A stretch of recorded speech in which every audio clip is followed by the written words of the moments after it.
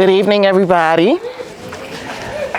My name is Shontez Morris, lovingly known to the community as Taz. If you see I've got my utility belt on, that means I have to work tonight after this, so I apologize. My story is complex, so I'm sincerely hoping that I can get it in the allotted 15 minutes. Use the mic? Okay. All right, sorry, I'm used to yelling at people, so I'm sorry that I'm not projecting right now, but this is a different capacity. I am going to be vulnerable in front of everybody tonight. Mostly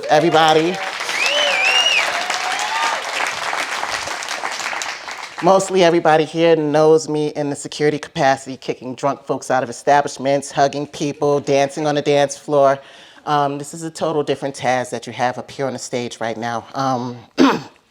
You are going to get the most innermost, vulnerable, fleshy portion of me.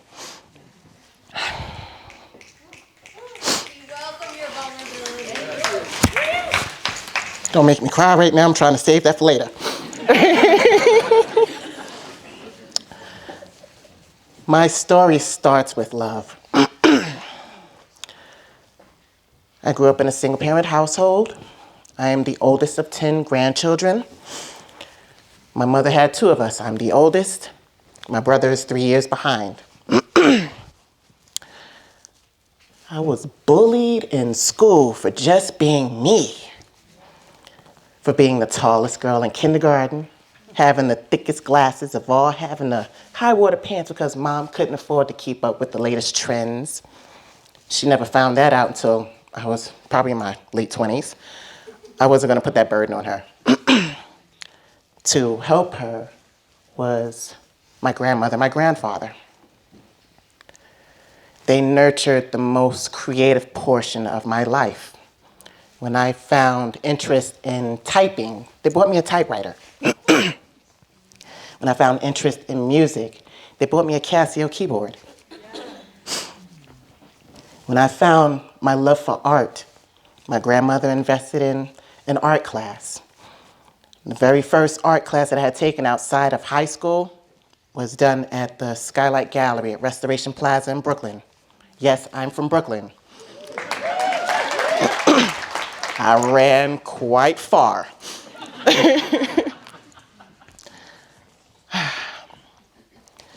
The bullying is one of the main components of what has made me into the strong person that I am today. Kids are mean. Kids are really mean. Even in a gifted junior high school where everybody's supposed to be on the same level, smart, gifted, talented, I was still made fun of. But I never let that stop me. I still got good grades. I still did everything I needed to do to keep my mom proud of me. My dad wasn't in my life at the time. I went to one of the best high schools in Brooklyn because we had the best principal, Dr. Frank N. Mickens. I'm not quite certain if you've ever heard of him, but if you have ever seen the movie Lean On Me, he epitomized that. And my first year of high school, I didn't spend in Boys and Girls High School because that's the school that he was the principal of.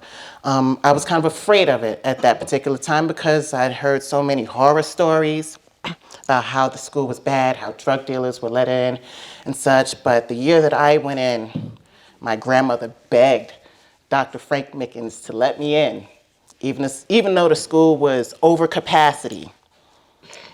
She begged him. He let me in, which was the best thing that ever happened in my life.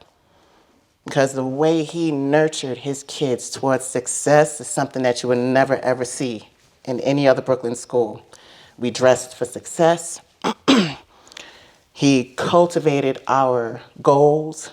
I still have a knapsack from my high school days because whenever we made like the honor roll or something, we always got pins, we got t-shirts, we got knapsacks, we got stickers. I still have quite a few of those things, and I'm going on 42, and I still have those memorabilia things because they meant so much.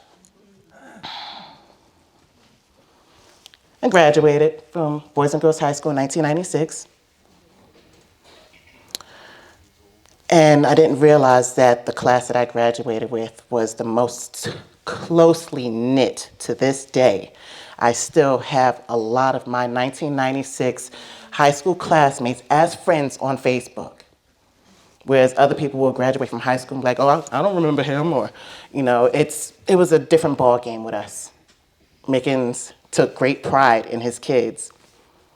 My grandmother, she was the pinnacle of society. Wherever she went, somebody knew her. And at that young age, I didn't know exactly what that meant, what that entailed. All I know is that Grandma had me registering people to vote at the age of 12. I had personal relationships with politicians at the age of 14. What was Grandma gearing me up for? I have no clue. Still don't to this day, but it seems to be working out right now. We'll get into that a little later. Grandpa, oh gosh, if we got in trouble and we had to sit and talk to Grandpa, we knew we were in trouble because he would lecture us for 3 hours straight. And you couldn't move, you couldn't say anything, but he made certain that he got his point across. And he was the closest thing to a father figure that I had ever had in my life. So after high school, I went to Virginia State University, did a year. I discovered myself just a little too much. I don't regret it. Every experience that I have garnered in this life has opened up another portion, another chapter in my life. So college was definitely an experience for me to get away from Mom for a little bit because she had such a tight rein on us when we were younger. She didn't want us to get into any kind of trouble. I couldn't go to anybody's overnight parties or anything like that. I was sneaking into clubs, which is why I'm good at what I do tonight. College was definitely an experience.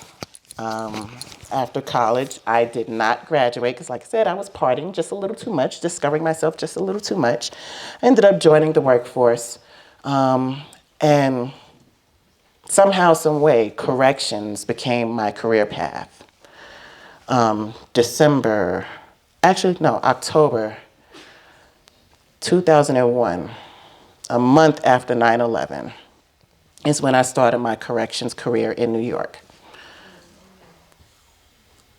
Grandma didn't think that I would make a great officer because she thought at that time I was a little too soft, a little too naive, a little too nice. She thought that the inmates were going to take advantage of me. But what she didn't know was that 11 years working in corrections with the male and female population toughens you up a whole hell of a lot. The weekend that I graduated from corrections, she passed away. I think she wanted to see me make it before she left. After that, we had to take care of Grandpa. All right, so working in corrections is not an easy thing to do. You have to deal with a lot of negative energy, a lot of personal problems, a lot of psychological warfare, so to speak. I worked 7 years with the maximum security female facility, Bedford Hills Correctional Facility in Westchester County in New York. I worked about 3.5 years with the medium security male facility in Queensboro Correctional Facility. There were no cells in that one. It's just bunk beds. I worked the graveyard shift, which is one of the hardest shifts to work as a female officer. But the inmates hated me. And I say that with the utmost pride because they couldn't say anything else, that they were messing around with me or anything like that. That means I kept things in line. I didn't let anybody take advantage of me. That was important. One of the best things in corrections that I've learned is to control a population. I don't know how you guys will take that. But being strong enough to control an open population of 104 male inmates by yourself is not an easy feat.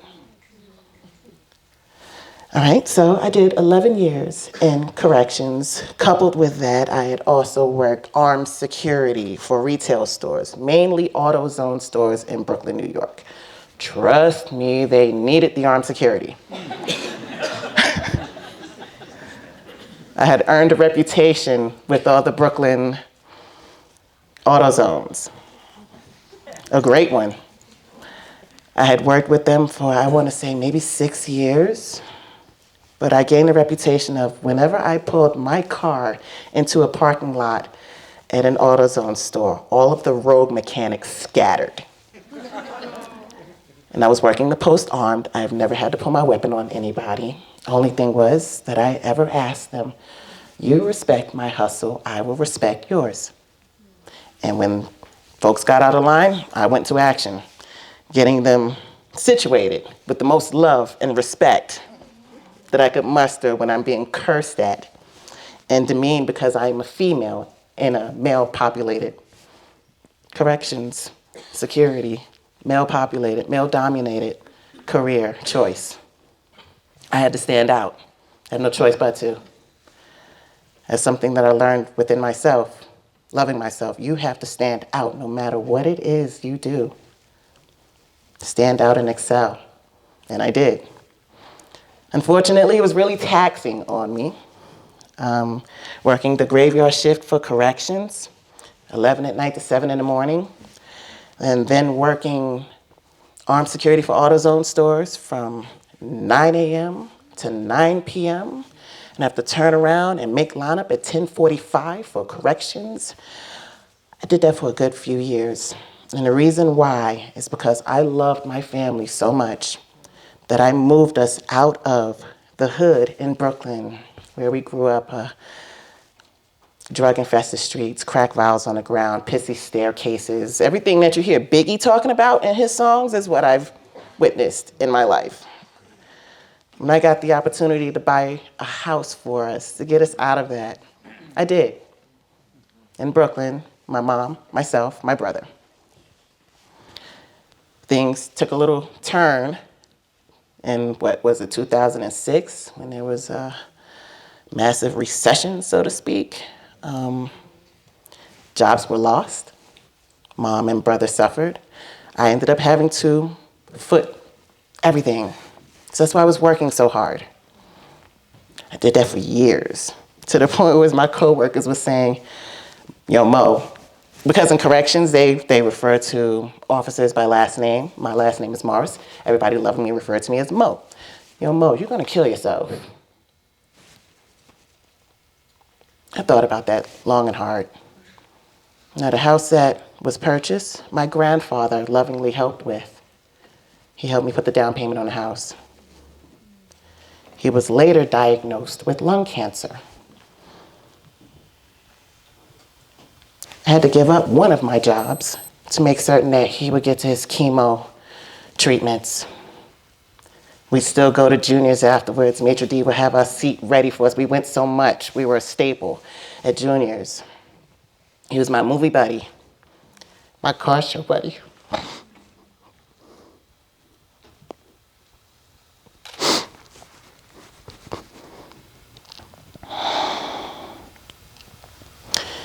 He showed that he believed in me by helping me buy this house. And when he was put on hospice, I wouldn't let him go anywhere but in my house. I took care of him. My family and I took care of my grandfather until his last day when he passed away in the same house he helped me build. Excuse me, not build, I wish. The same house he helped me purchase.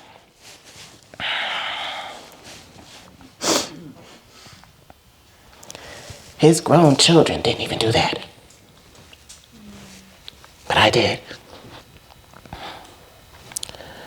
As much as he provided for me in my years growing up, I felt that's what I owed him. I didn't get a chance to do it for my grandmother, so I had to make it up somehow.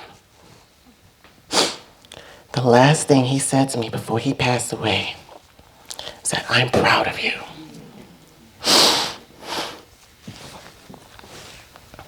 And I still hold that close to my heart to this day. He was in security as well, so I had to do him proud somehow, some way. The love that our family shared was so strong in that house that after he passed, we had visitors and they said they felt the presence of God in there. That's immense.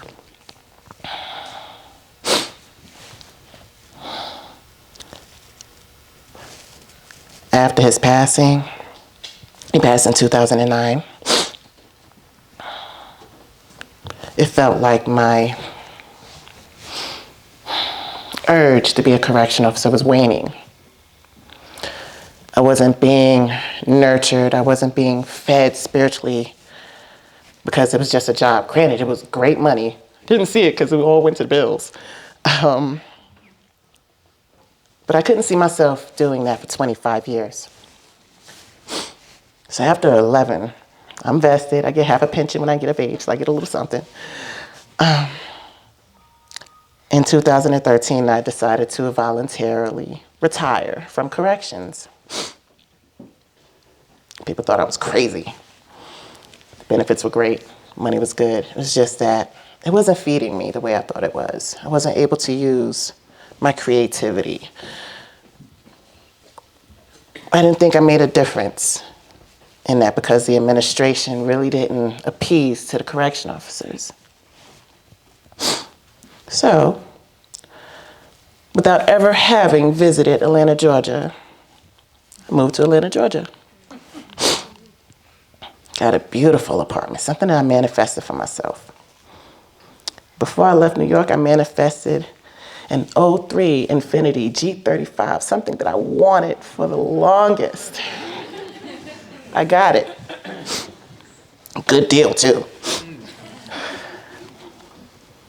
So I took everything that I manifested for myself and went to Atlanta, Georgia. Home of the mega churches and super weaves and such.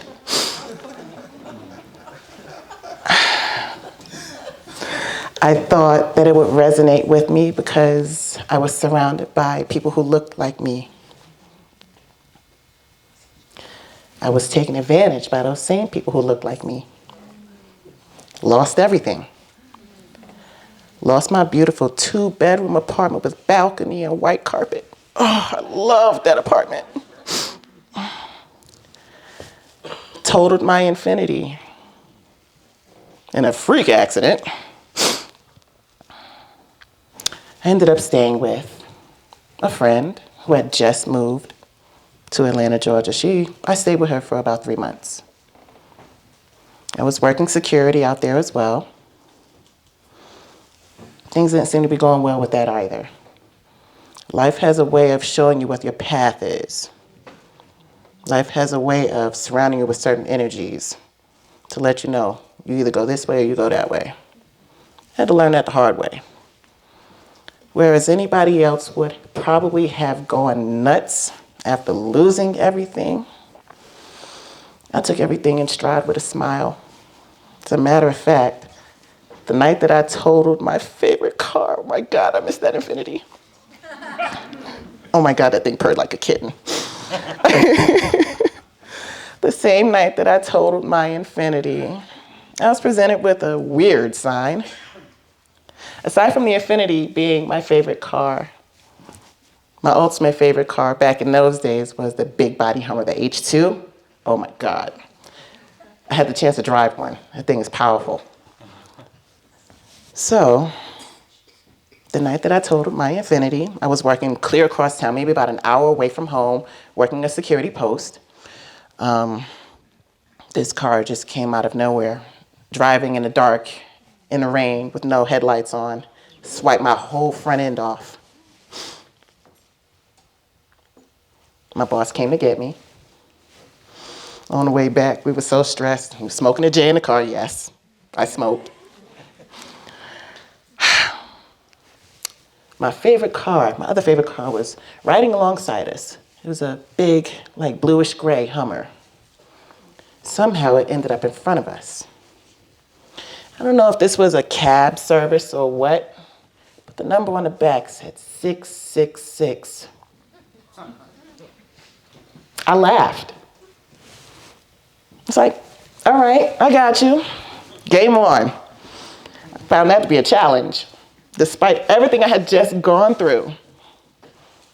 And seeing that meant something either is about to go great or go horribly wrong.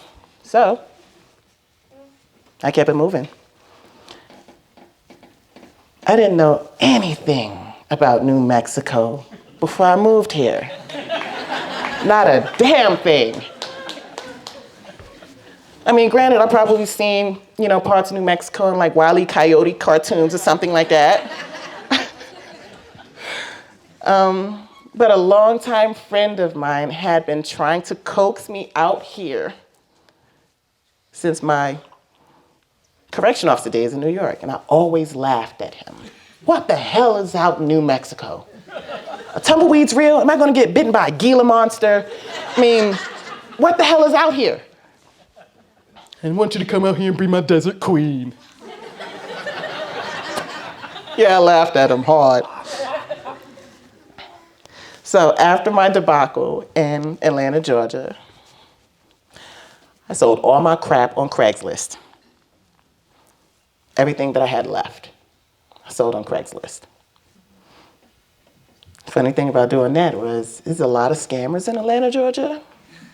So whenever I put up a post on Craigslist or something like that and somebody answered, I made certain I sent the reply with a picture of me in my security uniform with my gun showing. Y'all not trying to come and rob me. Nope, not happening. And it was effective too. October of 2014, ended up in Taos. That's a huge culture shock. Coming from one metropolis, Brooklyn, New York City, to Atlanta, Georgia, even bigger, just more trees, to come into Taos. I literally asked somebody if they were following me. Because I don't see the same person 5 times in one day unless you're following me.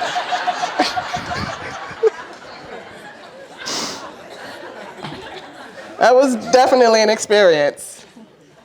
It was a little too small for me. January 1st of 2015, I ended up coming to Santa Fe.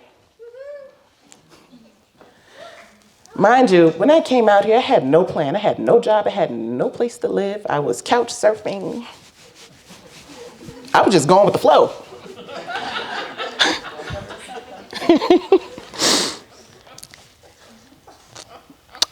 I ended up working at Skylight. March 2015. Somehow, some way I manifested that from the art gallery, Skylight Gallery, Brooklyn, New York. Signs are what I go by. Putting together little pieces of my past, manifesting them in my future. And Skylight was one of the best things that ever happened to me. Granted, when I first started working at Skylight, I was homeless. I stayed in the shelter for a month, only because the place that I had lined up wouldn't allow me to move in until, I think it was April. I did the couch surfing thing, and friends were urging me to go into the shelter. I was like, hell no, I don't want to go in no shelter. I didn't know what to expect because the shelters in New York are horrible. But the one that I ended up going to, Casa Familia, I made so many connections. Actually, one of my connections is here. Where are you, Monica? She ended up being my best friend.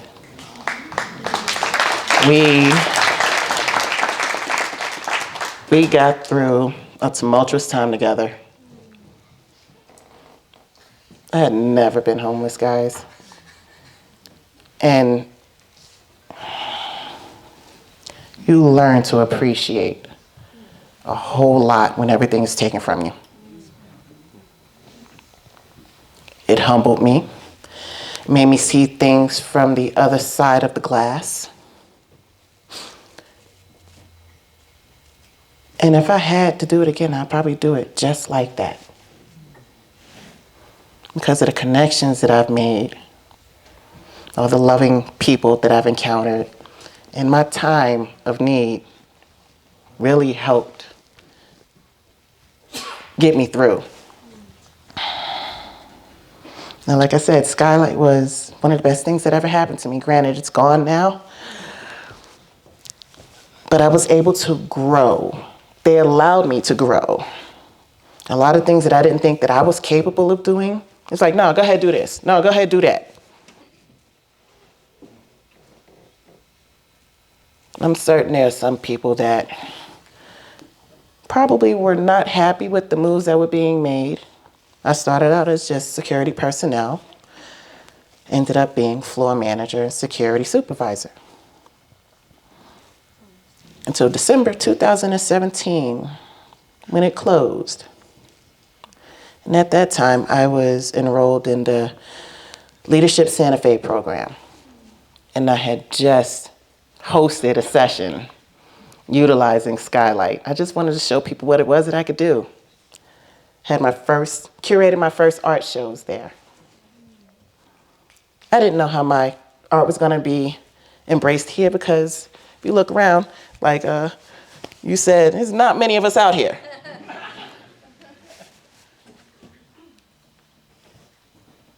In doing my job, I had never been called nigger so much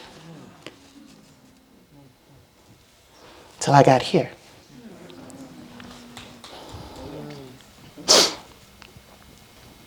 It just meant I was doing something right.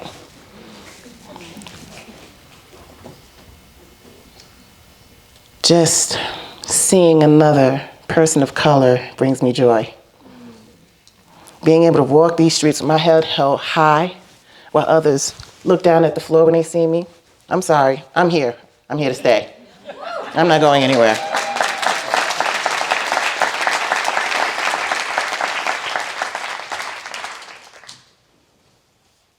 It's another part of security that I had to grow through. Establishing myself, thoroughly believing in myself, cementing myself. But I didn't think that the community was going to embrace me as they have. I didn't know what to expect. But watching people have fun, making certain people are safe, partying with them when I get the chance, if I'm sitting still, just a little bit. I'll get on the dance floor and shake it with you. But just know, Mama Taz is gonna let you know if you're doing something wrong. Listen, you gotta go home. You're a little too drunk. Come back tomorrow. I've had quite a few people come to me and say, "Oh, I'm sorry, I was such an asshole the other night. I just wanted to let you know I stopped drinking, period. I'm not drinking anymore." Watching all of the little club girls, not little, but watching the club ladies, let's rephrase that. After seeing them coming every weekend and partying and dancing their tails off, and I'm keeping in touch with them and watching them start their families, means a lot. I just want to make certain that people come into whatever establishment that I'm working, have fun and come back tomorrow. Because tomorrow's not guaranteed for everybody. My love is people. I manifest that love with them. I love what I do. It's opened up a lot of opportunities for me that I'd never thought would be possible, being a little nerdy Brooklyn girl, high water pants. And people refer to me as Steve Urkel, Murder Urkel kind of deal. The relationships that I've established with loving people. I've always been a hugger. I'll hug anybody, no matter what. People that I've put out of establishments remember me, see me in the middle of the street. "Hey, I remember you, you put me out of Meow Wolf." But I'll come and I'll give you a hug. Next time you come, just be on your game. That's all. I don't hold anything personally, even being called nigger. Never held that personally because maybe you just had a bad day. I was in your way. I'm sorry. It's taken a lot for me to believe in myself.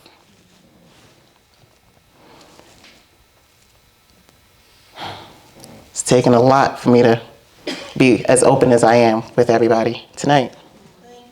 Thank you.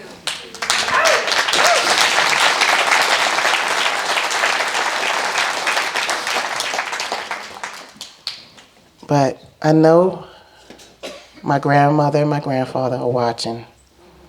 They are proud as hell. I deem myself successful, not in my pockets, but in the experiences that I've garnered for not being afraid to be me, for not being afraid to experience new things, for not being afraid of failing and falling on your face. What you gotta do, you just gotta get back up and dust yourself off, start over. Replan, reconfigure, re-strategize, start over. And with me starting over here in New Mexico, somehow, some way I fit.